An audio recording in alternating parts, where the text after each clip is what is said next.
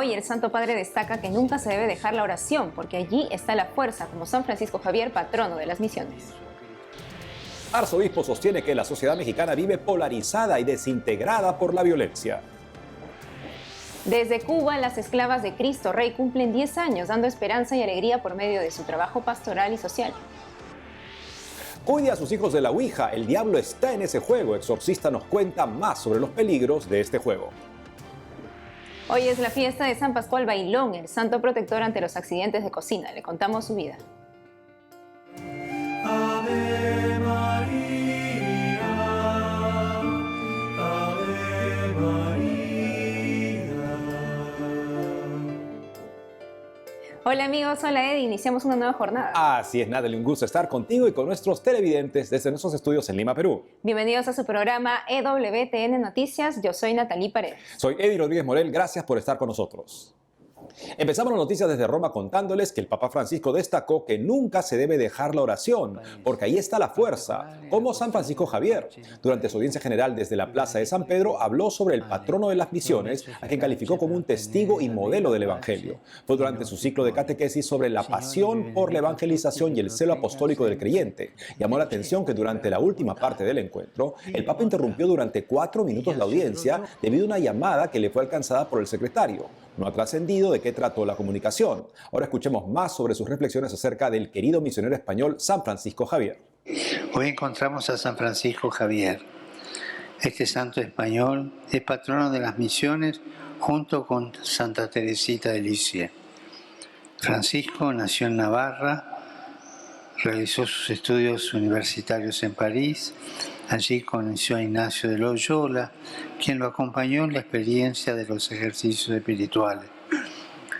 El encuentro con Cristo que tuvo durante esos días le cambió la vida.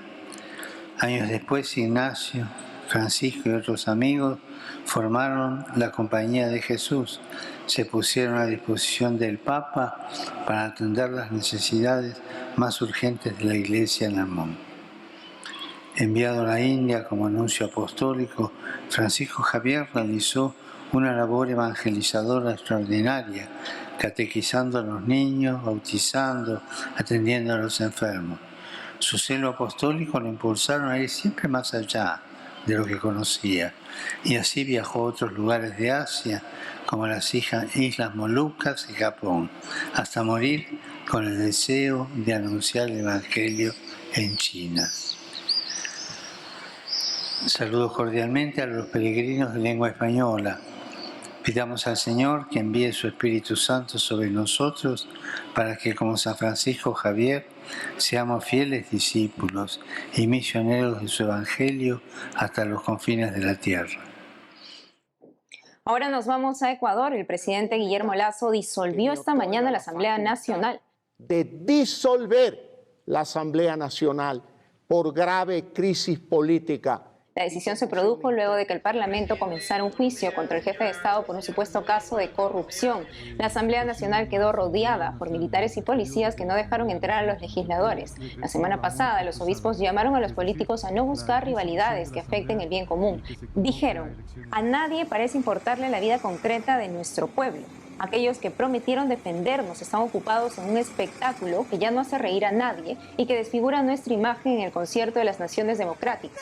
La medida del presidente Lasso adelantaría la convocatoria a nuevas elecciones legislativas y presidenciales. Hasta el cierre de este noticiero, los obispos de Ecuador no se han pronunciado sobre la disolución de la Asamblea Nacional.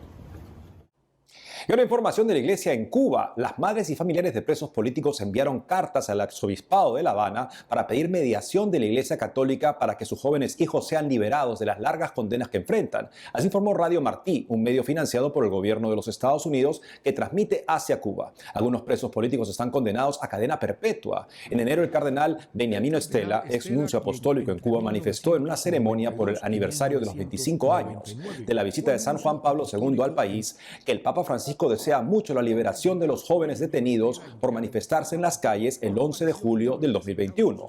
Ante el presidente Miguel Díaz-Canel dijo así: es importante que los jóvenes que en un momento manifestaron su pensamiento de la forma que conocemos puedan volver a sus casas, fueron sus palabras. Ahora nuestra corresponsal en Cuba, Rachel Diez, nos cuenta la historia de la congregación de las esclavas de Cristo Rey que lleva una década dando esperanza y alegría a los cubanos.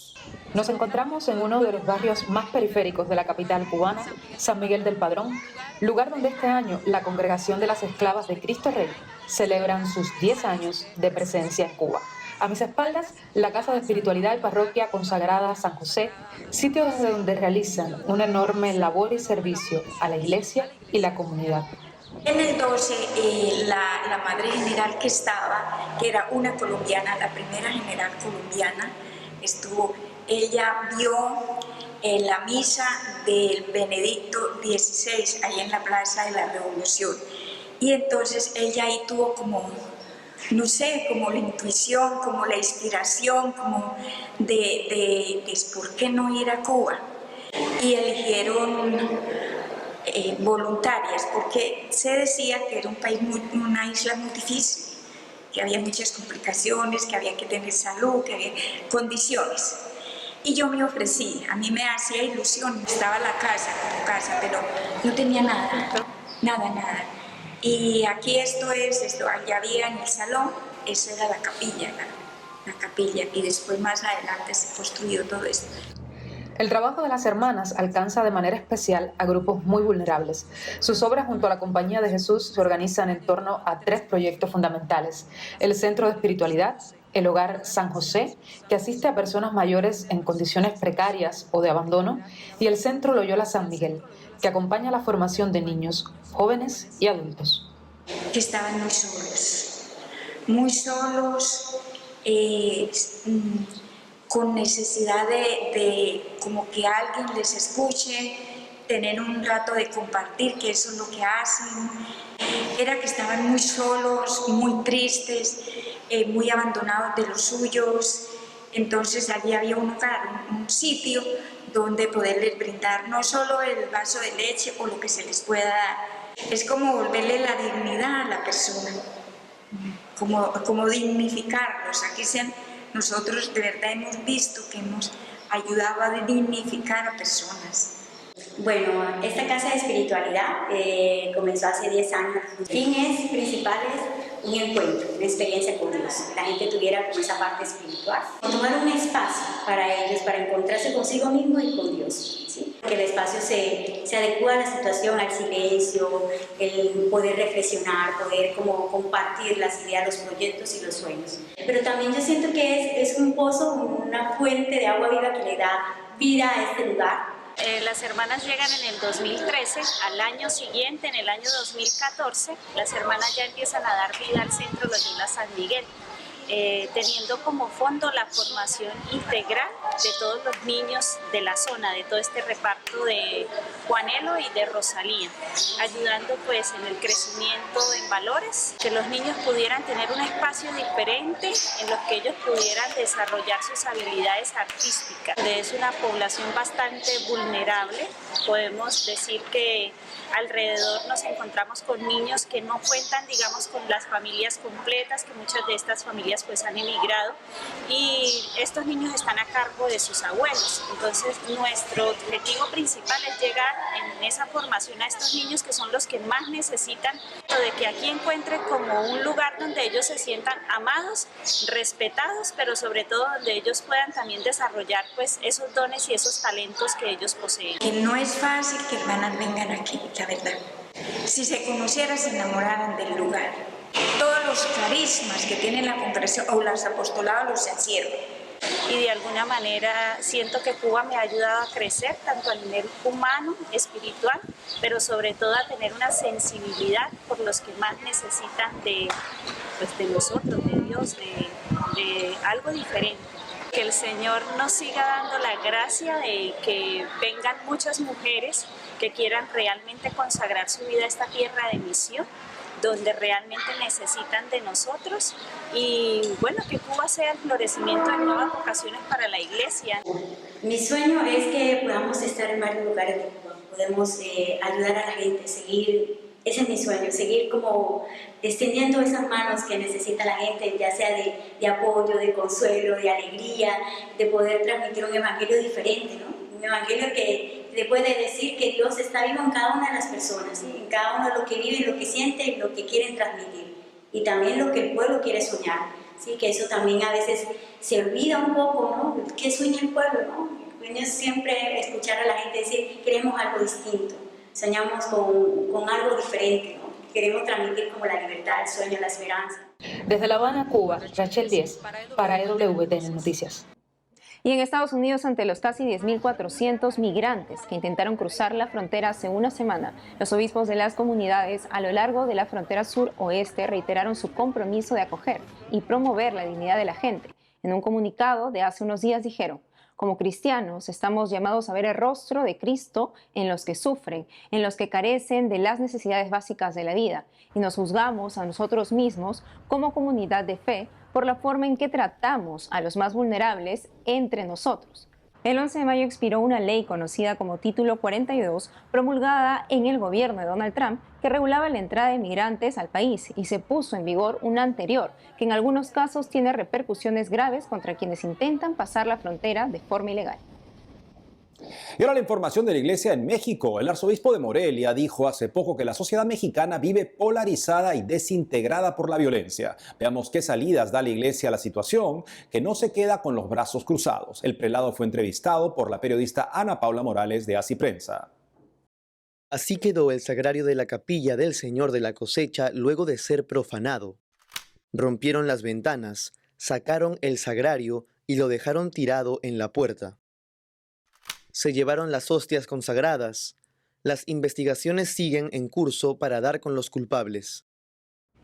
La capilla del Señor de la Cosecha está en la colonia Jardín Juárez, en el estado de Morelos.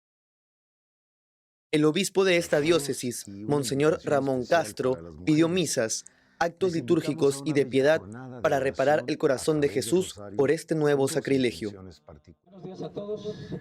La violencia en México aumenta cada año según datos del Sistema Nacional de Seguridad Pública. Durante enero y febrero de este año se registraron más de 4.000 asesinatos. A finales de abril, durante su visita al Papa, los obispos le entregaron un informe contándole su preocupación por la violencia en México. El arzobispo de Morelia, Monseñor Carlos Garfias, fue el encargado de entregar el informe al Santo Padre. Aún postrado mientras recupera su salud, planteó su diagnóstico sobre la sociedad mexicana.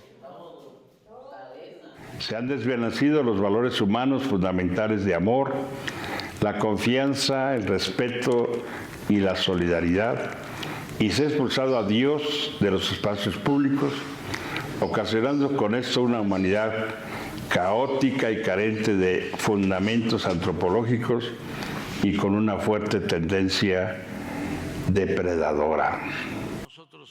Mientras el presidente Manuel López Obrador asegura que no hay regiones tomadas por el narcotráfico, Monseñor Garfias dice que los narcotraficantes controlan sobre todo las zonas limítrofes de México. La respuesta siempre ha sido clara. No se trata de posturas romanticistas o de juicios recalcitrantes. Para una verdadera transformación social en paz, se requiere vivir y practicar objetivamente la justicia y crear modelos de seguridad que garanticen el bien común y la defensa, promoción y respeto de la dignidad humana. Asimismo, promover la educación para generar una cultura de paz, la atención y acompañamiento de la salud, impulsar una economía social y solidaria, la atención a las víctimas de las violencias, la creación de centros de atención a personas adictas, buscar soluciones adecuadas a situaciones de emergencia e imprevistos. Monseñor Garfias dice que los obispos tratan de comunicarse con el gobierno para afrontar la situación, pero aún no les responden. Las pocas ocasiones que hemos tenido la oportunidad de dialogar, hemos llegado a acuerdos que han quedado a nivel escritorio, pero que no han trascendido a acciones concretas. Aún ahora reiteramos nuestra disposición para dialogar y buscar caminos adecuados que favorezcan a nuestro país para superar este episodio de oscurantismo social. Monseñor Garfias recordó que para los católicos la esperanza no termina. Hacemos una pausa y al volver, cuide a sus hijos de la Ouija. El diablo está en ese juego. Exorcista nos cuenta más sobre los peligros de la Ouija. Además, hoy es la fiesta de San Pascual Bailón, el santo protector ante los accidentes de cocina. Le contamos su vida. Regresamos con más información con Enfoque Católico.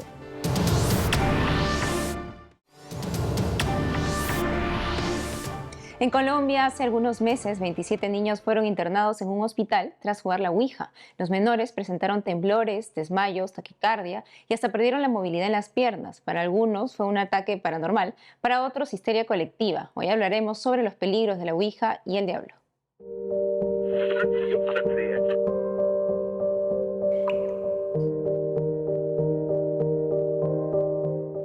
Estamos conectados con el Padre Francisco Torres, sacerdote exorcista de la Diócesis de Plasencia en España. Padre, es un gusto tenerlo siempre con nosotros. ¿Podría explicarnos primero qué es el juego de la Ouija?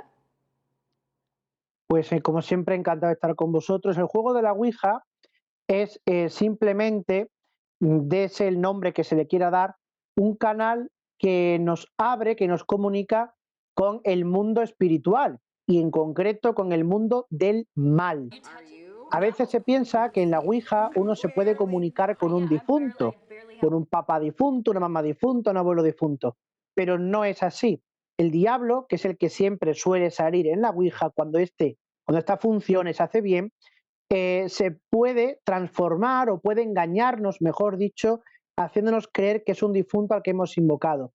Pero siempre, siempre, siempre es el diablo el que se manifiesta de una manera u otra. Padre, ¿y por qué las personas que realizan este juego o niños entran en trance?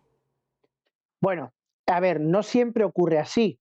En el caso, por ejemplo, de la noticia que nos ocupa y que de la que habéis hablado antes, estos niños seguramente lo que tuvieron fue pues un ataque de pánico ante algún tipo de manifestación preternatural que pudiera haberse dado en aquel juego, en aquella sesión. Y por tanto, bueno, pues esos ataques se manifiestan en todos esos síntomas de desmayos, mareos, pérdida de movilidad, etcétera, que habéis nombrado.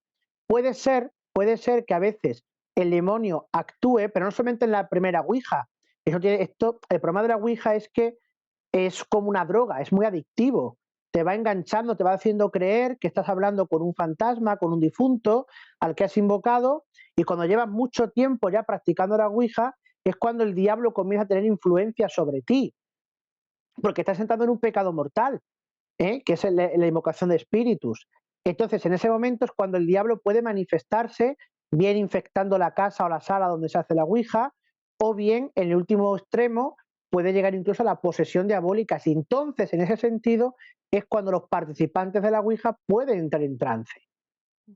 Padre, ¿y usted alguna vez ha exorcizado a una víctima de la Ouija?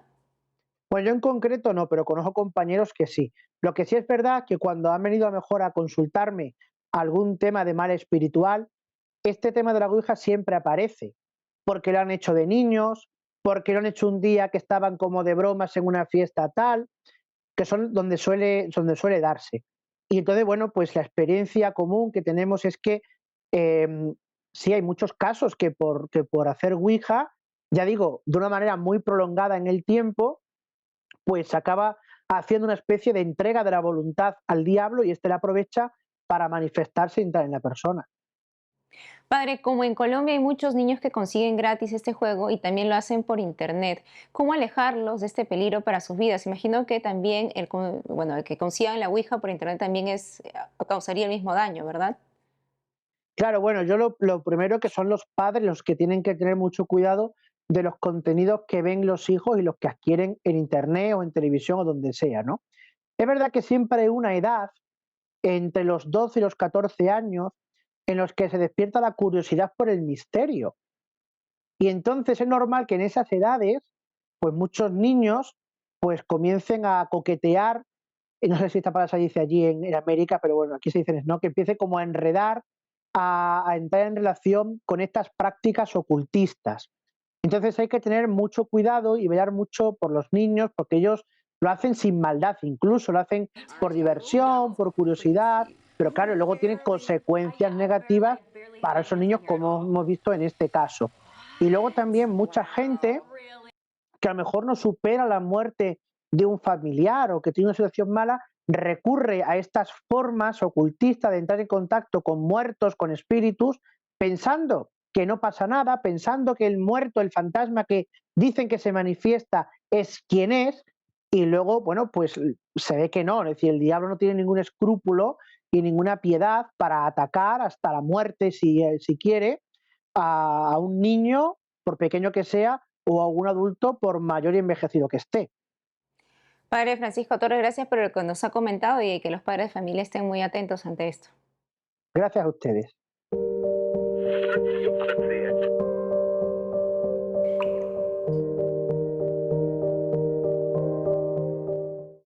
Hoy, 17 de mayo, la iglesia celebra la memoria de San Pascual Bailón, un fraile franciscano enamorado de la Eucaristía y su defensor ante las ideas de la Reforma Protestante. Desde Perú, el hermano Mariano Zulca, sacerdote franciscano capuchino de la parroquia Cristo Salvador, nos cuenta más sobre el santo.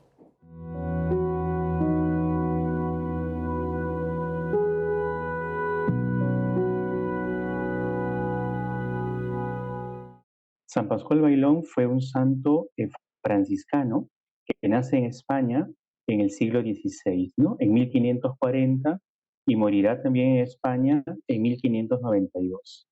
Vivió 52 años, una vida corta, pero como religioso, como amante de la Eucaristía, porque eso es lo que lo caracteriza, una vida bastante fructífera. Él fue religioso franciscano, no fue sacerdote, y entonces en el convento con sus hermanos se dedicó a los servicios, digamos, entre comillas, más humildes, ¿no? Tanto en la cocina, tanto en la portería, lo que le daba la oportunidad de estar en contacto con muchas personas y entonces comunicarles, hablarles, evangelizarles en torno a la Eucaristía. Lo que caracteriza su vida junto a esas cosas es el amor profundo a la Eucaristía, ¿no? No es propiamente una virtud, pero él tuvo este don de la ciencia infusa que le permitía explicar tantos misterios en torno a la Eucaristía. En una época en donde se dudaba mucho de la presencia real de Cristo en la Eucaristía, siglo XVI es la época de la Reforma Protestante, había muchas dudas, el pueblo de Dios tenía muchas dudas, digamos así, los teólogos buscaban alguna luz para llegar a la verdad, y en medio de eso esta figura humilde de fraile franciscano pudo resolver tantas cosas por la ciencia que Dios le regaló y por el amor y la devoción a la Eucaristía. ¿Qué podemos rescatar de él? El amor a la Eucaristía. Podemos decir que alguien que no fue sacerdote, propiamente tampoco diácono, ¿no? Que fue religioso consagrado a los oficios más humildes, precisamente por su amor a la Eucaristía, es que la Iglesia le da este patronazgo de los congresos eucarísticos, ¿no? Significa de que el amor a la Eucaristía en él ha sido muy intenso, muy grande, nos lo enseña y de pronto nos regala mucho en ese sentido, ¿no? De que, entre comillas, digamos, no hay que ser sacerdote para amar la Eucaristía, todos estamos llamados a amarla, ¿no? San Pascual nos enseña que hay cosas tan sencillas, ¿no? Como cocinar, estar en la portería, que nunca, ninguna de esas cosas puede estar peleada, digamos, del amor profundo y la devoción grande a la Eucaristía. Si ama la Eucaristía, nos enseña también el valor del silencio, ¿no?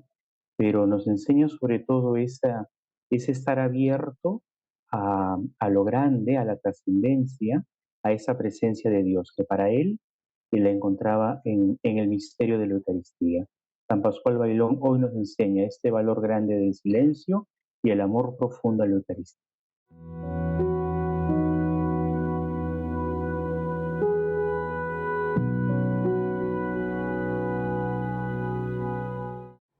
El 13 de mayo último celebramos como Iglesia Católica a Nuestra Señora de Fátima. Entre sus celebraciones se rezó rosario, una procesión de velas y la misa central en el santuario de la Virgen de Fátima. Nos despedimos con una recopilación de los mejores momentos de este encuentro para celebrar a nuestra Madre en su mes. Hasta mañana.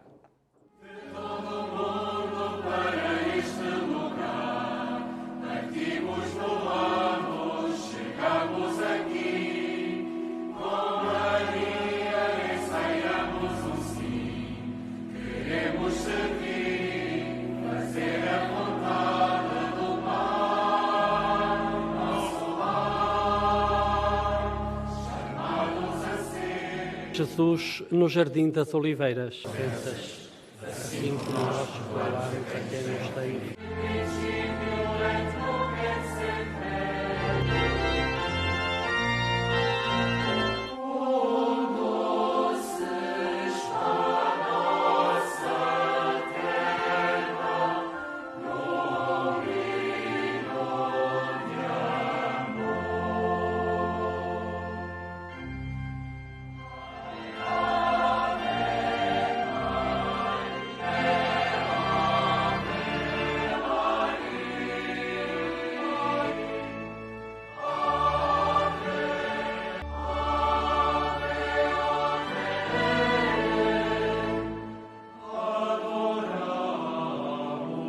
Mas, graças à Páscoa e ao dom do Espírito,